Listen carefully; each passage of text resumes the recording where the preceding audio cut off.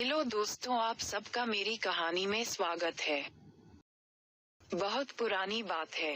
एक जंगल में एक बहुत बड़े पेड़ के तने में एक खोल था। उस खोल में कपिंजल नाम का एक तीतर रहा करता था। हर रोज वह खाना ढूंढने खेतों में जाया करता था और शाम तक लौट आता था। एक दिन खाना ढूंढते ढूंढते कपिंजल अपने दोस्तों के साथ दूर किसी खेत में निकल गया और शाम को नहीं लौटा। जब कई दिनों तक तीतर वापस नहीं आया, तो उसके खोल को एक खरगोश ने अपना घर बना लिया और वहीं रहने लगा। लगभग 2 से 3 हफ्तों बाद तीतर वापस आया। खा खाकर वह बहुत मोटा हो गया था और लंबे सफर के कारण बहुत थक भी गया था। लौटकर उसने देखा कि उसके घर में खरगोश रह रहा है। ये देखकर उसे बहुत गुस्सा आ गया और उसने झल्लाकर खरगोश से कहा, ये मेरा घर है, निकलो यहाँ से। तीतर को इस तरह चिल्लाते हुए देख खरगोश को भी गुस्सा आ गया और उसने कहा, कैसा घर? कौन सा घर?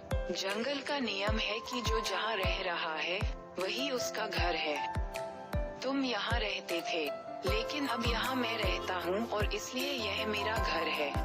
इस तरह दोनों के बीच बहस शुरू हो गई। तीतर बार बार खरगोश को घर से निकलने के लिए कह रहा था और खरगोश अपनी जगह से टस से मस नहीं हो रहा था। तब तीतर ने कहा कि इस बात का फैसला हम किसी तीसरे को करने देते हैं। उन दोनों की इस लड़ाई को दूर से एक बिल्ली देख रही थी। उसने सोचा कि अगर फैसले के लिए ये दोनों मेरे पास आ जाएं, तो मुझे इन्हें खाने का एक अच्छा अवसर मिल जाएगा। ये सोचकर वह पेड़ के नीचे ध्यान मुद्रा में बैठ गई और जोर जोर से ज्ञान की बातें करने लगी। उसकी बातों को सुनकर तीतर और खरगोश ने बोला कि यह कोई ज्ञानी लगती है और हमें फैसले के लिए इसके ही पास जाना चाहिए।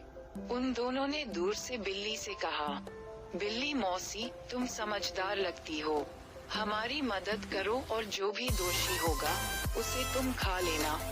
उनकी बात सुनकर बिल्ली ने कहा, अब मैंने हिंसा का रास्ता छोड़ दिया है, लेकिन मैं तुम्हारी मदद जरूर करूंगी। समस्या यह है कि मैं अब बूढ़ी हो गई हूँ और इतने दूर से मुझे कुछ सुनाई नहीं दे रहा है। क्या तुम दोनों मेरे पास आ सकते हो?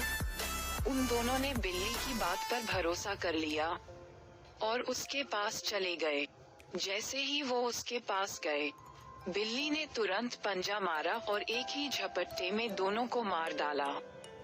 कहानी से सीख। इस कहानी से हमें ये सीख मिलती है कि हमें झगड़ा नहीं करना चाहिए और अगर झगड़ा हो भी जाए तो किसी तीसरे को बीच में आने नहीं